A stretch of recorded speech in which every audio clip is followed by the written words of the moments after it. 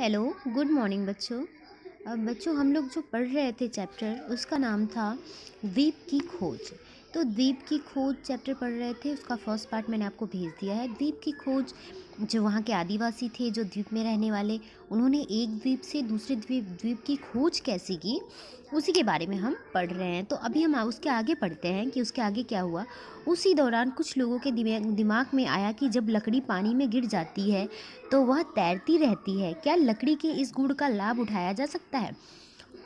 जब उनको जाना था एक द्वीप से दूसरे द्वीप, तो वो सोचे कि पानी में हम तैर के कितनी दूर तक जाएंगे, तो उसके लिए हमको कुछ चाहिए। तो तब तो नाव नहीं बना था और ना ही तब किसी को पता था कि कैसे बनाई जाती है। तो उसमें से कुछ लोगों के दिमाग में ये आया कि लकड़ी जब पानी में गिरती है तो लकड़ी पानी में तैरती रहती है, तो क्यों ना हम लोग उसका फ़ायदा उठाएं, मतलब उसी लकड़ी को क्यों ना हम अपने उपयोग में लाके एक नाव बनाएं। उन्होंने प्रयोग हेतु तैरती रहती नारियल का एक पेड़ उखाड़ा। उन्होंने क्या किया, एक नारियल का पेड़ को उखाड़ लिया, उसे छीलना आरंभ किया, उसे तरह तरह से काटा, उसका आकार छोटा किया। नारियल को पहले तो बहुत बड़ा होता है नारियल का पेड़, नारियल के पेड़ को उन्होंने पहले तो पूरा उखाड़ लिया, उसके बाद उसको कई सारे डिज़ाइन में काटा और छोटा छोटा पीस कर दिया, उसका गोलाई कम की।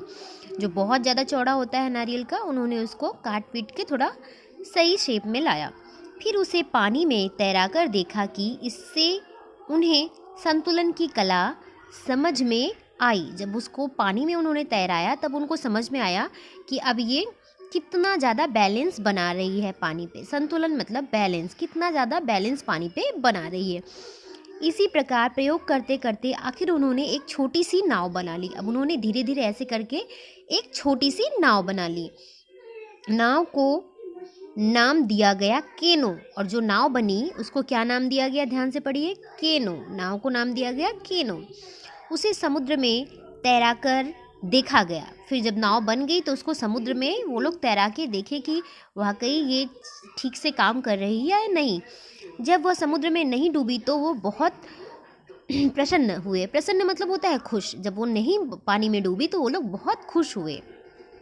यह उनके जीवन की पहली उपलब्धि थी। उपलब्धि मतलब होता है कि कोई चीज़ को कुछ इंसान हासिल कर रहा है, सफलता या प्राप्ति। उपलब्धि होता है सफलता या प्राप्ति।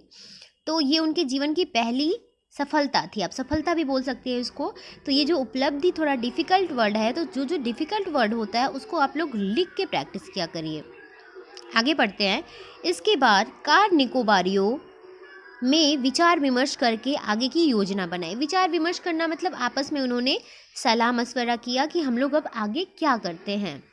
केनो में याम, जमीकंद और कुछ, याम मतलब होता है जमीकंद, जमीकंद होता है एक फल, और कुछ अन्य फल भरकर समुद्र में छोड़ दिया गया।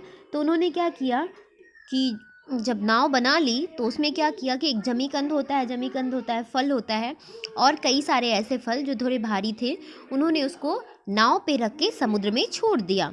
उन्हें सोचा कि तैरते हुए यह किनारे पर अवश्य लगेगी। फिर उन्होंने सोचा कि अगर ये तैरते हुए किनारे पे ज़रूर से ज़रूर जाएगी। इस विश्वास के पीछे भी एक कारण था। उन्होंने ऐसी कई वस्तुओं को अपने समुद्री तट पर पहुंचते देखा था जो उनके लिए अनजानी थी। अब उनको लगा कि ये चीज़ हो जाएगी, क्योंकि वो लोग जब समुद्र के तट पे जाते थे तो कई सारी ऐसी चीज़ें देखते थे जिससे उनको लगता था कि ये हमारा भी जो नाव हमने बनाई है ये भी तैरेगी। उन्हें आशा थी कि केनो किसी न किसी द्वीप के तट पर जरूर पहुंचेगी।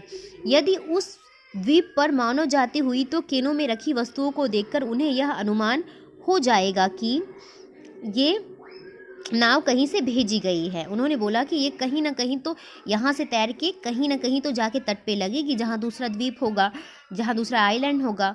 तो वहाँ के लोग जब देखेंगे कि इसमें फल है तो वो लोग समझ जाएंगे कि ये किसी ने भेजा है।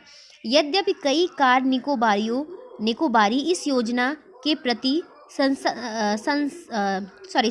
सशंकित थे। सशंकित मतलब होता है कि श्योर नहीं थे, उनके अंदर ये चिंता थोड़ी सी थी कि पता नहीं ये होगा या नहीं होगा। तो और सारे लोग थे जो उनको कंफर्म था, लेकिन कुछ लोग थे जिनमें ये संदेह था। सशंकित मतलब होता है संदेह था उनमें, ये कन्फ्यूज़न था कि नहीं होगा या नहीं होगा। किंतु एक बार कोशिश करने में उन्हें भी कोई आपत्ति नहीं हुई। इस प्रकार केनों को उपहारों से भरकर समुद्र में छोड़ दिया गया। तो इसी प्रकार जो केनो जिन नाव का जो उन्होंने नाम रखा था, अपने जो उन्होंने बनाया था, उसको उन्होंने भर के फलों से और समुद्र में छोड़ दिया। समुद्र में कई दिनों तक लहरों से जूझती हुई केनो निकट के एक द्वीप चावरा के तट पर जा पहुंची। फिर क्या हुआ, तो कई दिनों तक लहरों में समुद्र में बहुत लहरें उठती हैं, तो जाकी चावरा एक द्वीप है वहाँ पे पहुंची। चावरा द्वीप के निवासियों ने इस अद्भुत वस्तु केनो नाव को देखा और देखते ही देखते यह समाचार सभी तक जा पहुंचा। फिर क्या हुआ, इसे देखने के लिए सभी एकत्रित हो गए। चावरा द्वीप के वृद्ध जन समुचित उसी परिणाम तक पहुँचे जिसकी कल्पना कार निकोबारियों ने की थी। अब सभी वहाँ पे जब उन्होंने देखा तो सभी वहाँ पे अजीब सा उनको लगा। अब सभी वहाँ पे पहुँच गए और जो वहाँ के थोड़े जो बुज़ुर्ग आदमी थे, जो सीनियर सिटीजन थे, उनको वो जो कार निकोबारी सोचे थे कि उनको लगेगा कि ये किसी ने भेजा है, तो वहाँ के लोग वही चीज़ सोच रहे थे। चावरा के वृद्ध लोगों के निष्कर्ष निकाला कि आसपास ही कहीं कोई द्वीप है या देश है जहाँ यह अद्भुत वस्तु आई है। उन्होंने याम और फलों को उतारा और परीक्षण के रूप में चखकर देखा। तो बच्चों, ये हमारा सेकंड पार्ट हो गया। इसके बाद थर्ड पार्ट हम यहाँ से शुरू करेंगे। थर्ड पार्ट मैं इसके आगे आपको बना के दूंगी।